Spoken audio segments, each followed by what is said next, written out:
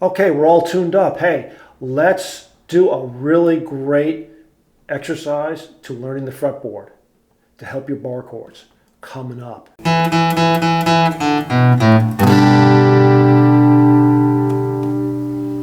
Hey everyone, Paul Zagorski here, PZ Guitar, your virtual practice partner. And way back in the day when I first started this channel, well actually it wasn't that long ago, I did a series on bar chords, on the rudiments on forming bar chords, the 6-string bar chords, the 5-string bar chords, the E shape, the A shape, and the major shape and minor shape, all sorts of things. And that's fine. And they were fairly well received, at least from the comments and so on. And then I did a special practice session about 4 tips that you could use to help you with your bar chords, because they are many times a frustrating thing for a beginner or even like a low-level intermediate. It's frustrating, to place a bar chord. And then from that particular lesson, a user asked me specifically that I'm having problems. Can you do a lesson specifically to change between open chords and bar chords? Apparently that's an issue. And the way I look at it is that there are 2 things that make up the ability or the issue about going from an open chord to a bar chord. And issue number 1 is most likely the mechanical side of it, the forming of the bar, getting your fingers down and making sure that everything rings out smoothly and cleanly. That's number 1. Number 2 is what I think might be happening that may be preventing you from moving from an open chord to a bar chord quickly is, where do I put my finger down? Where do I put my new capo, my human capo, or the new human nut here, using my index finger? Where do I put that to form the bar chord? Because you don't know the fretboard well enough. It's not ingrained. So today we're going to do, this is basically 3 drills, 2 minutes each, 6 minutes a day. You do it for a week or 2, bingo, you're done. So let's go right in. I'm going to put the documentation on the screen. In fact, I'll even keep it on the screen the whole time that we do this, so that way you could refer to it. But first I'm going to do a full screen so that you can copy it down. And then I'll keep that up during our lesson over here probably somewhere.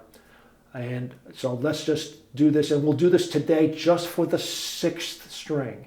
So let's tackle that first. Coming up, Lab 1.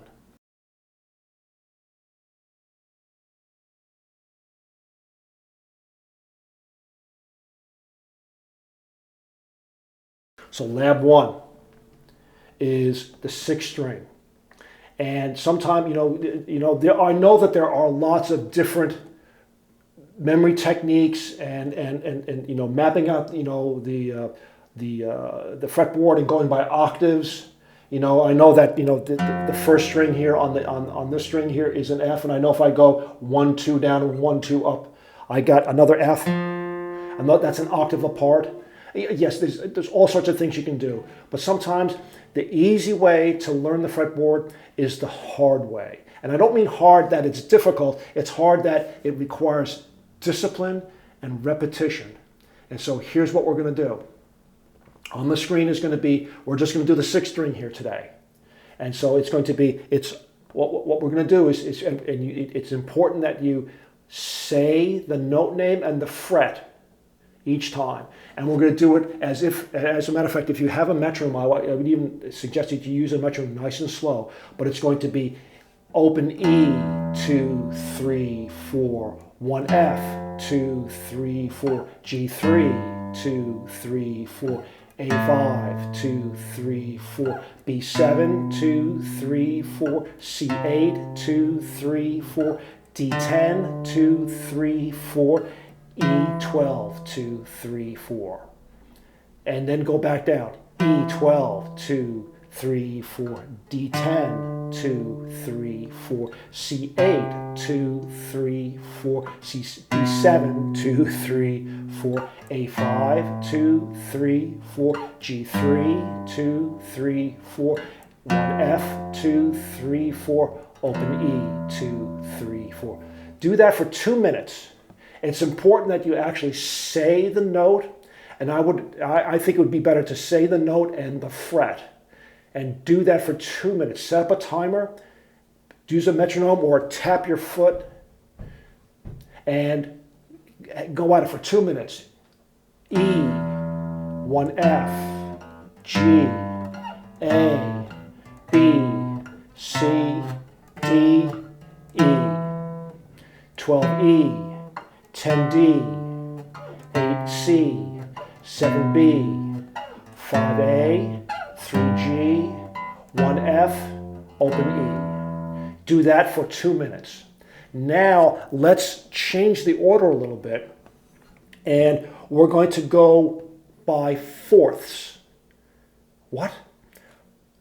This is a very subtle drill, and it's going to start giving your ear the notion about intervals. Intervals are the difference in pitch between two notes. And this is going to be in terms of fourths. And so this is going to be just in the key of C, which was, by the way, we were not really doing any of the sharps or any of the flats here. We were doing the key of C, but we were doing just the key of C that's on the sixth string. So we're going to do the key of C again, but we're going to do it in fourths. So let's do B, E, A, D, G, C, F in that order. So we start at B and we go up a fourth, and then from B we go up a fourth, and then from A we go up a fourth, and from D we go up a fourth, and so on. But it's the same thing. We do this for 2 minutes. So let's do this nice and slow. I think you get the idea of what we're going to do here. So it's going to be 7B, 2, 3, 4. Open E, 2, 3, 4. 5A, 2, 3, 4. 10D, 2, 3, 4. 3G, 2, 3, 4. 8C, 2, 3, 4. 1F, 2, 3, 4. Do that for 2 minutes. Do that for 2 minutes. And it's important that you say the name out loud as well. So let's just do that one more time.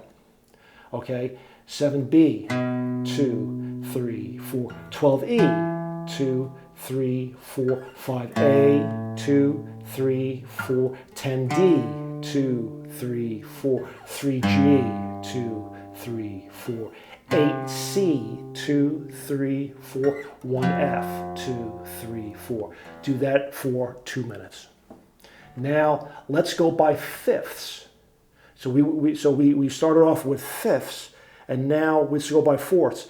And if you take a look at the little on the screen here, the mnemonic for that we're going to do this is going to be F, C, G, D, A, E, B. Fat cats go down alleys eating birds.